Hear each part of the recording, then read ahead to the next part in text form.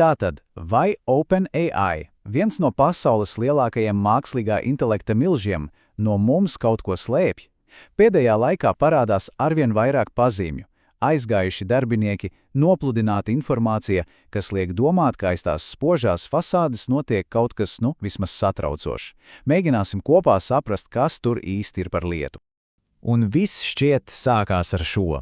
Redziet, kad vadošais pētnieks aiziet no darba un nosauc savu bijušo komandu par propagandas atzaru, tas vairs nav vienkārši jautājums par darbinieku maiņu. Tas ir īsts trauksmes zvans, signāls, ka uzņēmuma iekšienē notiek pamatīgs konflikts un iespējams kāds mēģina noslēpt neērtu patiesību. Labi, ķersimies klāt pirmajai daļai – neērtai patiesībai. Apskatīsim tās apsūdzības, kas pēdējā laikā vērstas pret OpenAI un, godīgi sakot, liek apšaubīt viņa caurspīdīgumu. Lai saprastu, kas notiek, ir svarīgi paskatīties uz notikumu gaitu. Tātad, maijā izskan brīdinājums no konkurentiem. Vēl septembrī OpenAI tehnoloģija, lai arī laba, tomēr krietni atpaliek no cilvēka. Un tad, tieši tajā brīdī, kad tiek gatavots jauns revolucionārs modelis, pēkšņi parādās ziņas par iekšējiem skandāliem. Šāda notikuma sakritība, tā liek aizdomāties, vai ne? Apsūdzības būtība ir šāda. Žurnāls Wired ziņo, ka OpenAI ļoti iespējams apzināti noklusē pētījums par to, kādu negatīvu ietekmi viņu tehnoloģija varētu atstāt uz ekonomiku.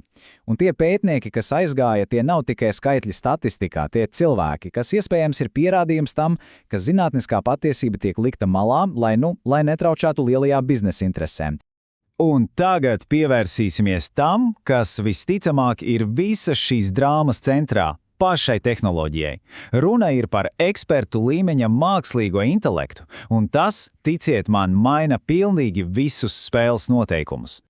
Un te, protams, rodas jautājums, kādi pētījumi varētu būt tik šokējoši, ka liels uzņēmums gribētu tos paslaucīt zem tepiķa? Izrādās, atbilde slēpjas vienā ļoti konkrētā veiktspējas rādītājā. Šo rādītāju sauc par GDP Valtafs, un tas nav nekāds abstrakts tests. Tas mēra, vai mākslīgais intelekts spēj izdarīt veselu, reālu darba projektu no sākuma līdz beigām, tādu, ko parasti uzticētu pieredzējušam speciālistam. Būtībā tas ir kā pārbaudīt, vai praktikants pēkšņi spēj paveikt darbu labāk nekā nodeļas vadītājs. Un tieši šis ir pats tiešākais veids, kā nomērīt, kādu triecienu MI varētu dot darba tirgumu. Vēl pavisam nesen septembrī OpenAI labākais modelis GPT-5 šajā testā uzrādīja, diezgan pieticīgu rezultātu. Tikai 38,8% uzvaru vai neizšķirtu pret cilvēku. Tas nozīmē, ka vairāk nekā 60% gadījumu cilvēks joprojām bija pārāks. Jā, tehnoloģija bija laba, bet tā vēl nebija gatava kādu aizstāt. Un tad, burtiski 3 mēnešus vēlāk, parādās GPT-5.2 un rezultāts 74,1%. Pagaidiet, tas nav vienkārši uzlabojums, tas ir milzīgs lēciens. Pēkšņi mākslīgais intelekts jau 3 no 4 gadījumiem ir tikpat labs vai pat labāks par cilvēku ekspertu. Lūk, šis ir tas brīdis, kad viss mainās. Un to saka nevis es, bet gan nozares profesionāļi. Šis citāts ir no viena no vērtētājiem, reāli menedžera ar vairāk nekā 10 gadu pieredzi, kurš katru dienu pieņem darbā cilvēkus. Viņa vārdiem sakot, MI rezultāts vairs neizskatās pēc kaut kā, ko izpļāvis dators. Ne, tas izskatās pēc darba, ko paveikusi pieredzējusi profesionāļu komanda. Šāds tehnoloģijas lēciens, protams, vairs nav tikai abstrakts skaitlis, tam ir ļoti, ļoti reālas sekas. Un tas mūs noved pie trešās un, jāsaka, visai satraucošās daļas. Vai tiešām tuvojas asinspirts jaunajiem absolventiem? Šo skarbo brīdinājumu jau maijā izteica OpenAI konkurentu laboratorijas Anthropic vadītājs. Tolaik, tas varbūt izklausījās pēc pārspīlējuma, bet redzot šos jaunos datus, šie vārdi pēkšņi izklausās daudz draudīgāk. Un ziniet, dati jau sāk to apliecināt. Stanfords universitātes pētījums ir atklājis kaut ko patiešām satraucošu. Nodarbinātība visstraujāk krītas tieši jaunāko darbinieku grupā, vecumā no 22 līdz 25 gadiem. Un šis kritums sākās gandrīz precīzi tajā pašā laikā, kad MI chatboti kļuva par mūsu ikdienu. Un kāpēc tieši jaunieši ir tie, kas cieš visvairāk? Atbilde ir vienkārša. Mākslīgais intelekts tagad spēj perfekti paveikt tieši to sākuma līmeļa, tā saucamos melnā darba uzdevumus – datu apkopošanu, vienkāršu atskaiču rakstīšanu, koda fragmentu veidošanu, tieši tos darbus, kurus parasti uzticēja jauniem speciālistiem, lai viņi mācītos un augtu. Izskatās, ka šis pirmais karjeras pakāpiens vienkārši sāk zust. Tas viss, protams, liek aizdomāties par motivāciju. Kāpēc gan OpenAI, viens no nozares līderiem, izvairītos runāt par šiem riskiem atklāti?